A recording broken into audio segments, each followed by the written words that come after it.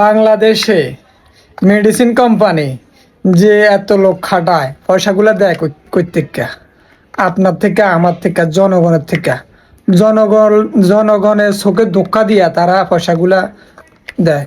একটা ডাক্তার দেখাইতে গেলে রোগী থাকে 15 জন, কোম্পানির লোক থাকে 30 জন, 45 জনও থাকে, আরো বেশিও থাকে। আমি দেখছি এক একজনে কয়েকটা করে ফটো তোলে, প্রতিটা স্লিপে মানে ফটো তোলে।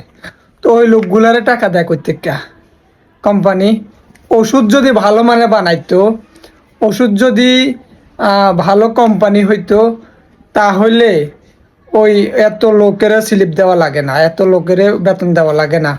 হুদাহুদি কোনো কাম নাই, কাজ নাই, কোন কোম্পানি ওষুধ লিখছে, কি করছে, আমাদের কোম্পানি ওষুধ লেখে নাই, কোন ডাক্তারে কি ওষুধ লেখে, এগুলা খালি ইনভাইট করে। যদি কোম্পানির যদি উন্নত হইতো তাহলে তো হইতো।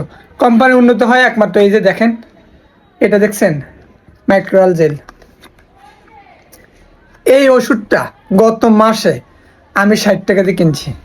গত 1 বছর একই রেট ছিল, এখন হঠাৎ করে ডাবল ছক্কা মারছে। ডাবল ছক্কা নয়, একেবারে ডাইরেক্ট 30-60 থেকে এখন 90 টাকা এই ওষুধটা দেখেন। তো কি করব, এই যে বেতন দেয় মানুষের, ওষুধটা কিন্তু উন্নত হয় না, এটার ভিতরে আর ডাবল কিছু করে না। আগের যে মেডিসিন ছিল ওই ততটুকু মেডিসিন আছে, আগের যে পজিশন ছিল প্যাকেটের ওই পজিশনে আছে, আগের যে অবস্থা আছিল ওই অবস্থায় আছে ওষুধটা। এই যে দেখাচ্ছি আমি আপনাদেরকে, এই যে ওষুধটার কোনো উন্নতি হয় নাই, বুঝছেন? এই যে দেখেন, এই ওষুধটার কোনো উন্নতি হয় নাই, এটাকে আর কোনো কিছু করে নাই। এটার এই টিউবটাও আর পাল্টায় নাই, প্যাকেটটাও পাল্টায় নাই, একই রকম আছে, সব কিছু একই পজিশনে আছে।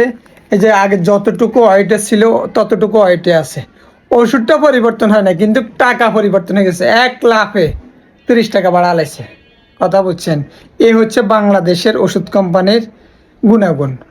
মানে তারা এই ওষুধটা যদি উন্নত কইরা আর একটু বড় কইরা যদি দাম বাড়াইতো, তাহলে আমাদের কোনো অসুবিধা ছিল না, জনগণের কোনো অসুবিধা ছিল না। কিন্তু তারা এই যে পাবলিসিটির জন্য যে এস আর ওই স্যার বই স্যার মানে সার অভাব নাই।